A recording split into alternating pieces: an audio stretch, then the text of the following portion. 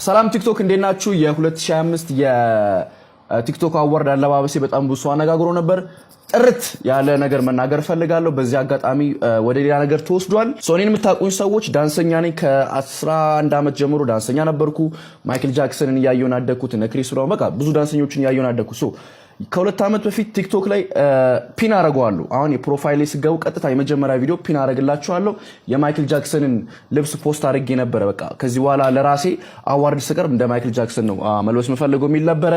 እንደሱ ነበር ለመልበስ ሐሳቤ። ግን እኔ ያሰብኩትና ሰው የተቀበለው በጣም ግራ ተጋብቷል። ከፖስት ካረኩ በኋላ ልክ ኮመንት ሳይ ነው በቃ አምሮዬ ወደ ሌላ ነገር ሄደው እንደዚህም ነገር አለ እንዴ ላይክ ማሰብ ጀመርኩ። እኔ ግራ ገብቶኝ ነበረ። ኦኬ እስቲ ምናምን ከዛ ደግሞ ቦርሳው መጣ። ደግሞ አልዋሻችሁም ቦርሳ ሐሳብ አልነበረም፣ ከዘራ ነበር ያሰብነው። ይሄ ዘመናዊ ከዘራ አለች እና ኬት አባታችን ናምጠው ምንም ልናመጣው አልቻለም። ከዛ ቦርሳው ደግሞ ክለች ባግ ይባላል። የወንድ ቦርሳ ነው አክቹሊ። ትንሽ ብልጭልጭ እያለ ነበር። ሰው ሀበሻ ልብስ ነው ያሰፋውበት። ይሄ ከሀገራችን ጋር ሄደ ያው ሳስበው ሁሉም ነገር ትንሽ እንትን ይከብዳል። ግን የሀበሻ ልብስ ለምን አናሰፋበትም ብለን ነው ምንም የሀገር ነገር አይመጣውም ብለን የሀበሻ ልብስ ያሰፋንበት እሱን ነው። ክለች ባግ ይባላል። ወንዶች የሚያደርጉ ቦርሳ ነው። ግን እስማማለሁ እዚህ ሀገር አይደረግም። ለአዋርድም ማድረግ አልነበረብኝም፣ ተቀብያለሁ። ግን ያው ከዘራ ባገኝ ደግሞ ሞር የበለጠ ብታዩት ደስ ይለኝ ነበር። በፋሽን መንገድ ብቻ ነው እኔ ያሰብኩት። ያ ከዛ በተረፈ ደግሞ ገብረ ሰዶም ላላችሁ ሰዎች 100% እቃወማለሁ። ገብረ ኢየሱስ ጋርም አውርቼ ነበረ። ያው ገብረ ኢየሱስን ማታውቁት ከሆነ በጣም የሚቃወም ሰው ነው። ገብረ ሰዶም የሚያወግዝ የሚቃወም ሰው ነው። ከዚህ በፊትም ቪዲዮቹን እከታተላለሁ፣ አከብረዋለሁ፣ እወደዋለሁ። በጣም ጥሩ ሰው ነው። ከዚህ በፊት እኔ ስለማውቀው ነው ይሄን እምላችሁ። አሁን በድጋሚ ኦርቶዶክስ ነኝ። ማንም ሰው ኮመንት ስላደረገ ማንም ሰው በሌላ ነገር ስላየኝ ኦርቶዶክስነቴ ማንም ሰው ሊወስደው አይችልም። ግን ስሜን ደግሞ ማጥራት ፈልጋለሁ። ቢካዝ በጣም የሚወዱኝ ሰዎች አሉ፣ የሚከታተሉኝ ሰዎች አሉና ያ እኔ ምንም ተልእኮ የለኝም። ጋሚ ግብረ ሰዶምን እቃወማለሁ እስከ መጨረሻው። እኔን የሚያቀኝ ሰው ያቀኛል። ቢካዝ አይቻለሁ ኮመንታችሁን፣ ሜሴጅ ላይ መጣችሁን ያውቃለሁ ጃኒ በእንደዛ ነገር እንዳላሰብኩ አውቃለሁ ብላችሁ የመከራችሁኝ ሰዎች አሉ፣ የተሳደቡም ሰዎች አሉ። ግን ደግሞ የመከራችሁኝን በጣም ማከብራችሁ። ያ በድጋሚ አጥፍቻለሁ፣ አልዋሽም። ቦርሳ ኢትዮጵያ ውስጥ ሌላ ታሪክ። እኔ እኮ ፖስት ከተደረገ በኋላ ነው ያሰብኩት። እና ለማንኛውም ያ እወዳችኋለሁ፣ አከብራችኋለሁ። ምናልባት እድሉን ብሰጥሽ ይቅርታ ትያለሽ የኢትዮጵያን ሕዝብ? ለምንድን ነው ይቅርታ የምለው? ማለት በምን ጊዜ? ምክንያቱም ህዝቡ ተቆጥቷል ባለባበስሽ ምክንያት። ልክ አይደለችም፣ ከባህላችን ያፈነገጠ ነው ብሏል። ምክንያቱም አንቺም ደግሞ ከህዝብ ጋር ነው የምትሰሪው። ኦልሞስት ደግሞ ከ600 ሺህ በላይ ህዝብ ይከተልሻል። ልክ ነህ። አሁን እንደነገርኩ አሁን ከዚህ ቀደም ብዬ እንደገለጽኩልህ የሰው ትችት አንድ ሰው የራሱን ሀሳብ የመግለጽ መብት አለው፣ አለመውደድ መብት አለው፣ መውደድ መብት አለው። የኔን አለባበስ መውደድ አለበት ግዴታ ማለት የለብኝም። እኔ የራሴን አውትፊት ነው የለበስኩት። ስለዚህ አለመውደድም መውደድ መብት ስላለው የሚያነካካኝ እንትን የለም። ስለዚህ ይቅርታ ጠይቂ። ይቅርታ የሚያስጠይቀኝ የሰራሁት ነገር የለም። ቢያንስ 90% አንቺ ላይ ተቃውሞ ነው እያሰማ ያለው እና ለዚያም ነው ዛሬ የተገናኘ ነው። ይባል ለምንድን ነው?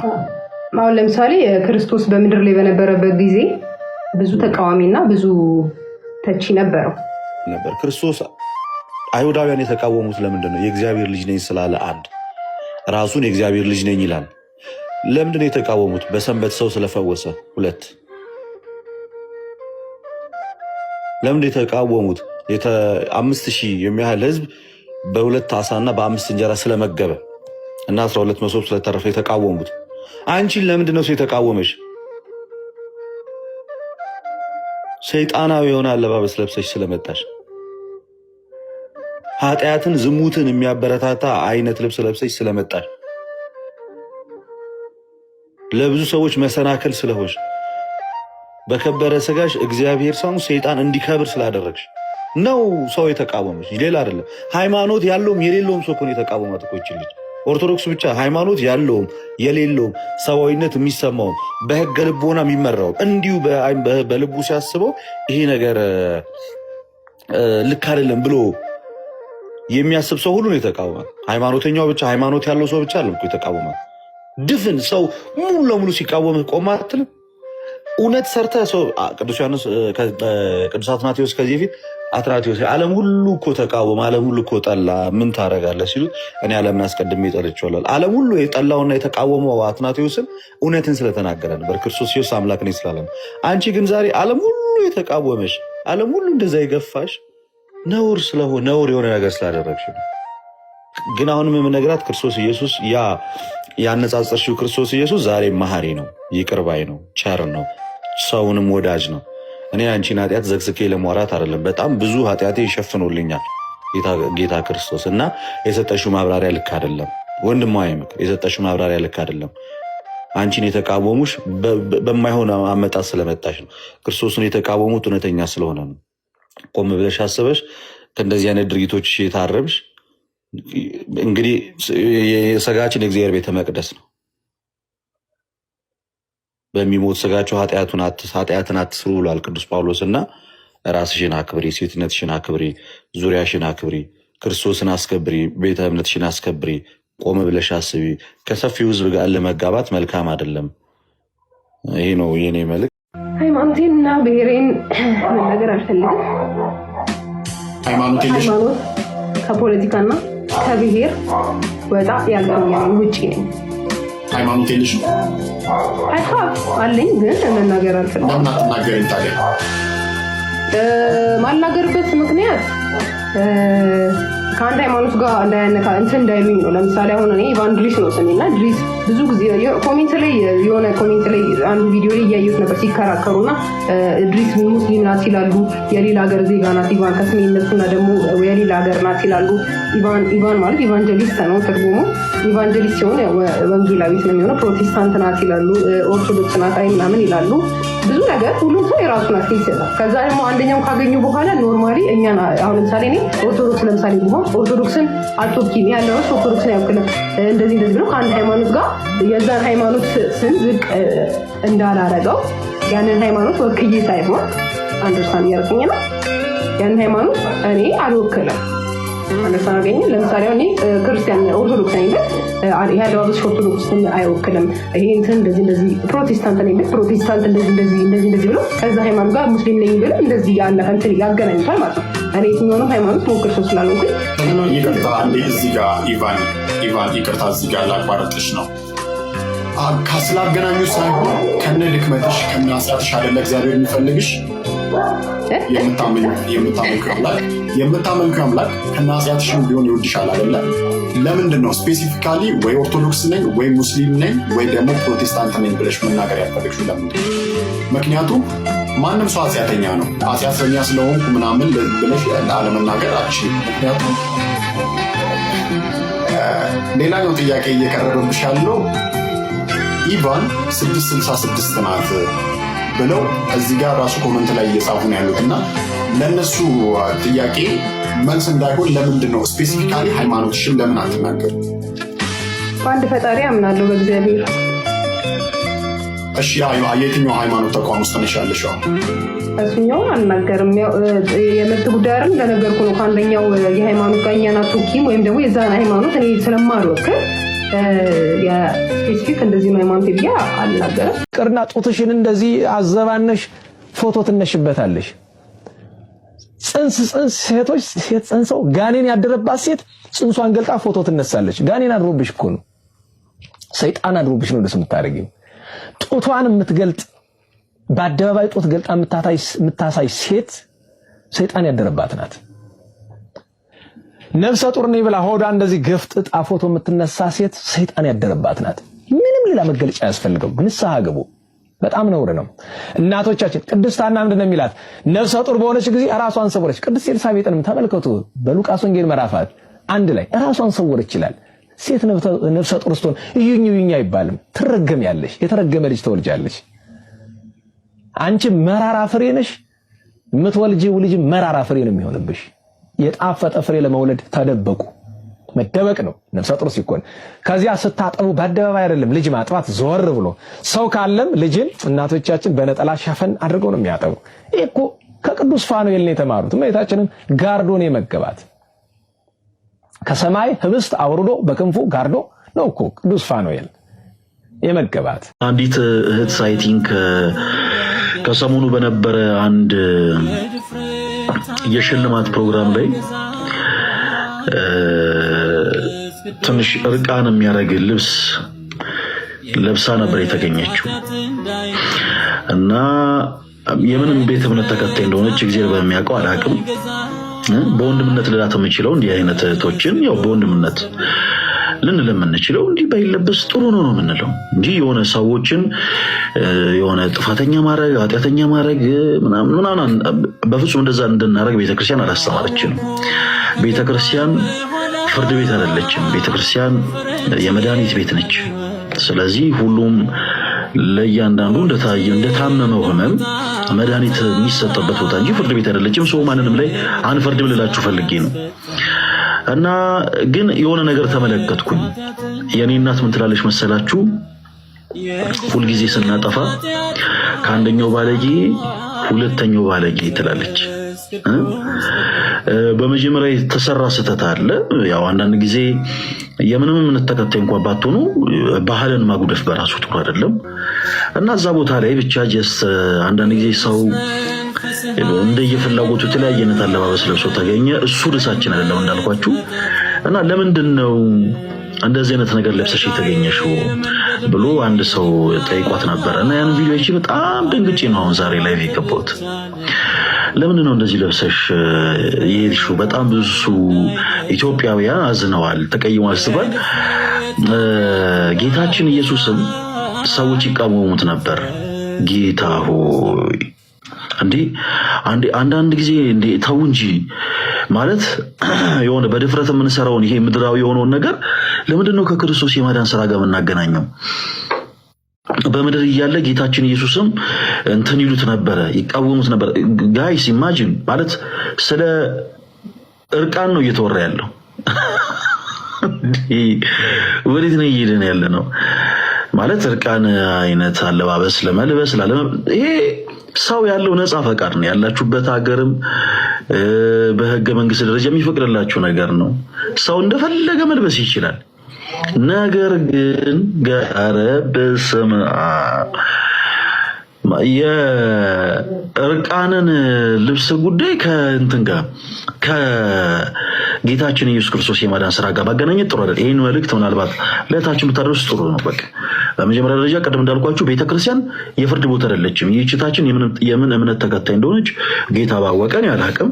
ግን የምንም እምነት ተከታይ ብትሆን የትኛውም ደግሞ ቤተ እምነት እንዲህ አይነቱን ነገር እንደማያስተምራት አምሹር የትኛውም ቤተ እምነት እንዲህ አይነት የሆነን አለባበስ እንደማያስተምራት እንደማይደግፋት እርግጠኛ ነኝ። ቤተ እምነቱን የምን እምነት ተከታይ እንደሆነች ምናምን አንድ ጊዜ እናዘግየውና እንዴት እንደዚህ ተለብሻለሽ? በጣም ብዙ ኢትዮጵያን እየተቆጡ ነው፣ በጣም እያዘኑብሽ ነው ስትባል ግን የመለሰችው ምላሽ እውነት አያገባንም፣ በቃ ሰምተን እንዳልሰማ እንለፈው የሚያስብል ነገር አይደለም። ያው ጌታችን ኢየሱስ በምድር በነበረበት ሰዓት ያው ኢየሱስንም ብዙ ሰዎች ይቃወሙት ነበር። ፕሊዝ ቢያንስ ስለዚህ ንግግር ብቻ አለለ እንደው ህዝቡን ታዩ እንደው ሌላው ይቀር እንደው ግን እንደው አምላክሽን እንደው ኢየሱስ ክርስቶስን የምታምኚ እህት ከሆንሽ በጌታ ኢየሱስ ክርስቶስ የምታምኚ እህት ከሆንሽ እንደው ጌታ ኢየሱስን ይቅር በለኝ ብትዩ መልካም ነው። እጅግ በጣም የምንወደው ወንድማችን አዶናይ አዶናይ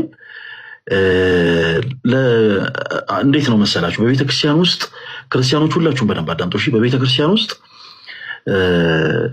ወደ ቤተክርስቲያን እየቀረቡ ያሉ ነፍሳት ልክ እንደ ህፃናት ነው የሚቆጠሩት። በመንፈስ ህፃን እንደሆኑ ልጆች ነው የሚቆጠሩት።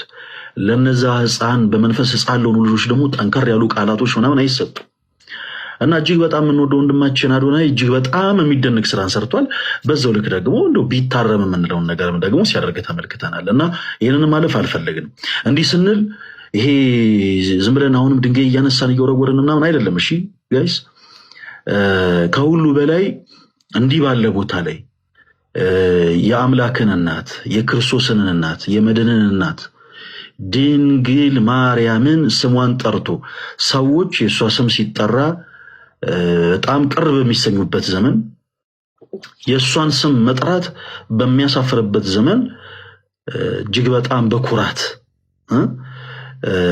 ማርያም የሚለውን ስም የጠራ ስለ ክርስቶስ እናት፣ ስለ ኢየሱስ እናት፣ ስለ ድንግል ማርያም በመመስከሩ እጅግ በጣም ተደሰተናል። በእውነት ይሄ ሰማዕትነት ነው። ሰማ ማለት የግዕዝ ቃል ነው። ወደ አማርኛ ሲተረጎም መሰከረ ማለት ነው እና በጣም ልናደንቀው የሚገባው ወንድማችን ነው። እግዚአብሔር ያክብረው። አሁንም እናታችን ቅድስት ድንግል ማርያም ከኃጢአት በስተቀር የልብህን መሻት ትፈጽምልህ። ሌላው ከፍቅር የተነሳ ግን አንድ የተሰራ ስህተት ነበረ። ከጥፋት እንዳልሆነ እንረዳለን። ያ ምንድን ነው? እንግዲህ በዋዜማው ዕለት በነጋታው የእመቤታችን ክብረ በዓል ነው። ጽዮን ማርያም ንግስ ነው። በ20 የነበረበት ቦታ ማሸነፉን አስመልክቶ ሰለብሬት እያደረገ ነበር። ያው ከጓደኞቹ ጋር ተሰብስቦ በጣም የሆነ ቦታ ላይ ያው ሲዝናኑ ሲደሰቱ ነበር። ከዛ በኋላ ግን በበነጋታው ወዲያው ያምን ልብስ ሳይቀየር ደግሞ ከእንደገና አክሱም ጽዮን ቤተ መቅደስ ደግሞ ገብቶ ነበር ወንድማችን እና አዶኒ ወንድማችን ይህንን ያደረግከው ከድፍረት እንዳልሆነ እናውቃለን። ይህንን ያደረግከው ከጥፋት እንዳልሆነ እናውቃለን። ካለ ፍቅር የተነሳ ነው። ግን ይሄ መልእክት ለሱ ብቻ ሳይሆን ለሌሎቻችሁም ወንድሞች እጅግ በጣም እንደው ለክርስቶስ ልዩ ፍቅር ላላችሁ ወንድሞች፣ ለክርስቶስ እናት ለድንግል ማርያም ልዩ ፍቅር ላላችሁ ወንድሞች ይሄ መልእክት ይድረስ ለሁላችሁ። አንዳንዴ ለድነት ተብሎ ቅስፈት አለ፣ ብንጠነቀቅ። ያው የክርስቶስ መቅደስ ውስጥ ስንገባ አንዳንድ እንደ ክርስቲያን መጠንቀቅ ያሉብን ነገሮች አሉ። ምንድናቸው ተብሎ መቼም እዚሁ ላይ አይነገርም አይደለ? ያው ሁላችሁም ታውቃላችሁ። አንዳንድ ጊዜ አስፈላጊውን ጥንቃቄ ብናደርግ፣ ለምሳሌ እንደ ነገ ቤተክርስቲያን የሚገባ ሰው እንደ ዛሬ ማድረግ ያለባቸው ነገሮች አሉ፣ መጠንቀቅ ያለባቸው ነገሮች አሉ። ሰው ከነፍስ ድፋምነት ስሜት ለመንጻት ነው ወደ መቅደስ የሚገባው፣ ወደ ቤተክርስቲያን የሚገባው እና በቻላችሁት አቅም እንዲህ አይነት ነገሮችን ጥንቃቄ ነው። ለሌላው ጊዜ እርማት ነው፣ ችግር የለውም። ተወዳጅ ወንድማችን አዶናይ እጅግ በጣም ልቡ ያስታውቃል። ለቤተክርስቲያን ያለው ቀናይነት፣ አገልጋዮችን የሚያከብርበት መንገድ ያስታውቃል። እንኳን የቤተክርስቲያን አገልጋዮችን ይቀርና ታናናሽ የሆኑትን ሰዎች የሚያከብር ወንድም ነው። ይህንን ልቡን እግዚአብሔር አምላክ አይለውጠው። አሁንም ከኃጢአት በስተቀር ድንግል ማርያም የልቡን መሻት ትፈጽምለት። ነገር ግን ይቺ ነገር ብትስተካከል መልካም ነው። አንዳንድ ያለ አይደለ ሰው አንዳንድ ነገሮችን ሲያይ ደገንጥ እንዳይል፣ በተሻለ አቅም ደግሞ ይሄ የሶሻል ሚዲያው ነገር በጣም ጥንቃቄ የሚፈልግ ነገር ነው ጋይስ። በጣም የሆነች ነገር ድንገት ተቀርጻ እንደተፖስተች ሰው ጋር የሚደርስበት መንፈሱ ትክክል ሊሆን ይችላል እና በዚህ ጉዳይ ላይ ጥንቃቄ ብንወስድ መልካም ነው። እሱን ካለማወቁ ግን የሚያውቁ ሰዎች ግን አጥፍተዋል። እዛ ቦታ ላይ እንደዛ ቤተ መቅደስ ውስጥ የከበረ ክርስቶስ ቅዱስ ሥጋውና ክቡር ደሙ በሚሰዋበት ቦታ እንደ ዘይት በቃ አለ አይደለ? አንድን ሰው አንድን ግለሰብ ትኩረት አድርገው ቤተ መቅደስ ውስጥ መሆናቸውን የመርሳት ያህል ደረጃ ደርሰው ልክ የሆነ አዳራሽ ውስጥ ያሉ ይመስል የማም ግር ብሎ ያን ማድረጋቸው ለቤተ መቅደሱ ክብር አለመስጠታቸው ነው። እና እዛ ጋር ህዝቡ በጣም ትልቅ ስተት ሰርቷል። ከሱ በበለጠ እሱ ላይ ግር ሲል የነበረ ህዝብ ስተት ሰርቷል። ድፍት ብለህ ጸሎትን አታደርግም? የመጣው ፎቶ ለመቀራረጽ ነው። እንኳን አንድ አዶናይ ግለሰብ ይቅርና እዛ ቤተ መቅደስ መላእክት አይደል እንዴ ሲወጡና ሲወርዱበት የሚውሉ የሚያድሩበት። ያ ሳይገርምህ አንድ ግለሰብ እንዴት ገርሞ ተንደርድረህ ትሄዳለህ? ያለንበት የክርስትናን ደረጃ ነው የሚያሳየው። ባጭሩ በጣም ደካማ ነን፣ በጣም ወደኋላ ቀርተናል፣ በጣም ደካማ ነን። ይታይ ለክርስቶስ ኢየሱስ ቅዱስ ሥጋና ክቡር ደም እንኳን እንደዛ ሰው ይቀዳደማል። ከአዶናይ ጋር ፎቶ ለመነሳት ሰው እንደተራራጠ በዛ ቤተ መቅደስ ውስጥ ያ በጣም ትልቅ ነውር ነው እና በቀጣይ ይህን ነገር ቢያስተካክሉ ተው። ቦታ መለየት ያስፈልጋል። ውጭ ላይ ቢሆን ምንም ችግር የለም። ቤተ መቅደስ ውስጥ ትልቅ ስተት ነው የሰሩት ሰዎቹ ለማለት ነው። ግን እንኳን እግዚአብሔር ረዳው እመቤታችንን በጣም ከፍ ስላደረጋት ደስ ብሎናል። የገረመኝ ሌሊት በማህሌቱ አባቶች ስሟን ከፍ አድርገው ሲጠሩ እሱ ደግሞ በዛ ሁሉ በዛ መድረክ ደግሞ የእሷን ስም ሌሊት ንጉሱ ሲጠራ ማደሩ በጣም በጣም በጣም አስገርሞኛል። በጣም እና ያን ነገር ሳላደንቅ አላልፍም። ይሄን ነገር ካነሳ ነው ግን ከማስተዋል ጋርም ከሌሎቹ ጋር ተያይዞ ባለው ጉዳይ አውርተን ብንሄድ ጥሩ ይመስለኛል። አይ ቲንክ መሳይ የሚለውን ወንድማችን ሊቃወም የፈለገው ስለዛ ሀሳብ ይመስለኛል። እንደውም ሲለሱ ድል እየሰጠው በዛው አወራው ግን አንድ ያስቀድሜ ለሁሉም አንድ ነገር ግልጽ ላደርግና ወደ እንትን እመጣለሁ። ከአዶናይ ቀድሞ መድረኩ ላይ ሲጠራ የነበረው ወንድማችን ብሩክ ኒውስ ነው። ብሩክ ኒውስ መልእክቱን አስተላለፈ። ከዛ ሰማይና ምድርን ለፈጠረ ለቀራንዮ ንጉሥ ለድንግል ማርያም ልጅ ለክርስቶስ ኢየሱስ የድንግል ማርያም ልጅ ክርስቶስ ኢየሱስ ክብሩን ሁሉ ይውሰድ አለ። ይህ ሐዋርያት የሰበኩት ክርስቶስ ነው። አያ አስቀድሞ ብሩክ የተናገረው ነገር ምንድን ነው? ሰማይና ምድር ለፈጠረ ያውም ለቀራንዮ ንጉሥ። ከዛ ደግሞ ድንግል ማርያም ደግሞ በስጋ ወልደዋለቻ የአምላክ እናት ናት እና ለድንግል ማርያም ልጅ ብሎ ፍጹም አምላክነቱን ፍጹም ሰውነቱን በሚገልጽ መንገድ እጅግ ከፍ አድርጎ ስላመሰገነ እግዚአብሔር አንደበት ስለሆነ በጣም እናመሰግናለን። እናንተ እዛ ሰዓት ላይ የድንግል ማርያም ልጅ ሲል በጣም ተቃውማችሁ ነበር። ክርስቶስ እኮ የድንግል ማርያም ልጅ እኮ ነው። እናንተ እኮ በፍጹም ሰውነቱ ስለማታምኑ እኮ ነው። በፍጹም ሰውነቱ ስለማታምኑ የድንግል ማርያም ልጅ ኢየሱስ ሲባል በጣም ብዙ ጴንጤዎችን ያንቀጠቅጣል። እኛ ግን ፍጹም ሰውነቱን ስለምንቀበል ምን ይላል ወንጌል ሲናገር የዮሐንስ ወንጌል ምዕራፍ 1 ቁጥር 14 ላይ ቃልም ስጋ ሆነ ጸጋና እውነትን ተመልቶ በእኛ አደረ። ስጋ የሆነው ከንጽሕተ ንጹሐን ከቅድስተ ቅዱሳን ከድንግል ማርያም። ስለዚህ እኛ ከአንደበታችን አይጠፋም የድንግል ማርያም ልጅ ብለን ሁሌም እንጠራዋለን። እናንተ ግን የድንግል ማርያም ልጅ ሲባል የሚያንዘረዝራችሁ ክርስቶስን በፍጹም ሰውነቱ ወይም ከድንግል ማርያም የእውነት ስጋ ነስቶ ተወልዷል ብላችሁ ብዙ ጊዜ ስለማታምኑ ነው። እና ስለዚህ ብሩክ በጣም ብልህ ሰው ነው። በጣም ነው ደስ ያለኝ። ልክ የተማረ አንድ ሊቅ እግዚአብሔርን ሲያመሰግን በሚያመሰግንበት ደረጃ ፍጹም አምላክነቱን እና ፍጹም ሰውነቱን እና ደግሞ የማዳኑንም ስራ ጭምር መስክሯል። ልብ ብላችሁ አስቡ። ምን አለ መጀመሪያ ሰማይና ምድር የፈጠረ ሲል ይህ ፍጹም አምላክነቱን ያሳያል። የቀራንዮ ንጉሥ ሲል ስለ ብዙዎች ኃጢአት ሲል ዓለምን ለማዳን በእንጨት መስቀል ላይ እጆቹ ጫፍና ጫፍ ተወጥረው በችንካር ዓለምን ማዳኑን መሰከረ። እዛ ግን ቀጠል አለና ደግሞ ዓለምን ያዳነው ይሄ አለ እንዳይገርማቸዋል ከድንግል ማርያም በስጋ የተወለደው ጌታ ነው ብሎ ክብሩን ደግሞ መልሶ ለሱ ሰጠ። እመቤታችን የአምላክ እናት መሆኗን እዛ ጋር ከፍ አድርጎ አሳየን። ቀጥሎ ደግሞ የክብር ሁሉ ባለቤት ክብር የሚገባው ክርስቶስ ኢየሱስ መሆኑን ደግሞ ተናገረ። አስቀድሞ አምላክነቱን የዓለም ቤዛ መሆኑን መድኃኒትነቱን እመቤታችን ደግሞ የአምላክ እናት መሆኗንና እና ደግሞ ክብር ሁሉ ደግሞ ለእሱ እንደሚገባው ተናገረ። ይህ ከአንድ ከተማረ ኦርቶዶክስ የሚጠበቅ ንግግር ነው። ስለዚህ እናመሰግናለን። የማስተዋልን ኢየሱስ ግን እኛ አንፈልገው አንቀበልም። አንቺ የተናገርሽው ለምን ሐዋርያት ያልሰበኩት አናውቀውም። እኔ የጴንጤን ኢየሱስ መቼም አላውቀው። በየትኛው መድረክ ሚሊዮን ህዝብ ተሰብስበው ቢያወሩ እሱ እውነተኛ ክርስቶስ አለ፣ ሐሰተኛው ክርስቶስ ከነማስረጃው ነው የምነግራችሁ። እኛ ብሩክ ኒውስ የተናገረው ክርስቶስ ኢየሱስ ሐዋርያት የሰበኩት ክርስቶስ፣ ማስተዋል የተናገረችው ክርስቶስ ግን ሐሰተኛው ክርስቶስ ተብሎ የተነገረው ብዙዎችን ያስታል ተብሎ የተነገረው ሐሰተኛው ክርስቶስ ወይንም ደግሞ እኛ ከሰበክንላችሁ ውጪ የሰማይ መላእክት እንኳን ቢሰብኩለት የተረገመ ይሁን የሚያስብለውን ሐዋርያት ከሰበኩት ውጪ የሚነገረውን ኢየሱስ ስለሆነ አናውቀውም። ስለዚህ እሱን ስለማናውቀው አንቀበለውም። ምን የሚለውን ስታከብረው የሚያከብር ስታዋርደው የሚያዋርድ እኛ እሱን አናውቅም። ስታከብረው ያከብራል፣ ዝቅ ስታደርገውም በፍቅር ከአንተ ጋር ዝቅ የሚል አምላክ፣ ስትቀየሙ የሚቀየም አምላክ የለም። እንደዚህ አይነት አምላክ የለም። ስታወራው የሚያወራ ዝም ትለው ዝም የሚል እንደዚህ አይነት አምላክ የለም። እና እሱን እኛ አናውቀውም። እኛ የምናውቀው የትኛውን መሰላችሁ?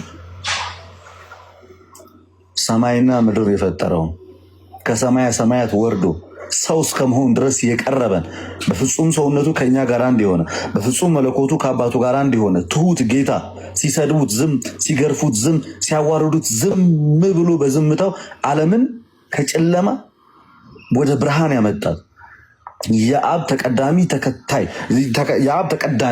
ልጁ ተከታይ የሌለው ከመንፈስ ቅዱስ ጋር አንድ የሆነ በሶስትነቱ ከእግዚአብሔር አብ ከእግዚአብሔር መንፈስ ቅዱስ ጋር የሚመለክ በባህሪ ሰውነቱ ከድንግል ማርያም ስጋን ነስቶ እኛን የመሰለ ራሱን መስዋዕት አድርጎ በመስቀል ላይ ያቀረበ ሕያው ቅዱስ ዘላለማዊ ዳግመኛም የሚመጣ የሞተ ይልቁንም ከሙታን መካከል የተነሳ በኋለኛም ወደ ሰማይ ያረገ ዳግመኛም የሚመጣ በእያንዳንዱ ላይ ደግሞ በጽድቅ የሚፈርድ በኋላም ደግሞ ኃጥአንን ወደ እሳት ጻድቃንን ወደ ገነት በሚያገባው አምላክም ጌታም አባትም ንጉስም ሰውም አምላክም የሆነውን ክርስቶስ ኢየሱስን ነው የምናውቀው። እንደዚህ ብሎ ሊናገር ሊመሰክር የሚችል ጴንጤ አታውቅም። ስለዚህ የማስተዋል ኢየሱስ ሐዋርያት የሰበኩት ኢየሱስ ስላልሆነ እሱን እዛው መድረክ ላይ ሌላ የሚቀበል ሰው ካለ ይቀበል። እኛ ግን አስቀድመን እውነተኛውን ክርስቶስን የያዘን ስለሆነ ነው።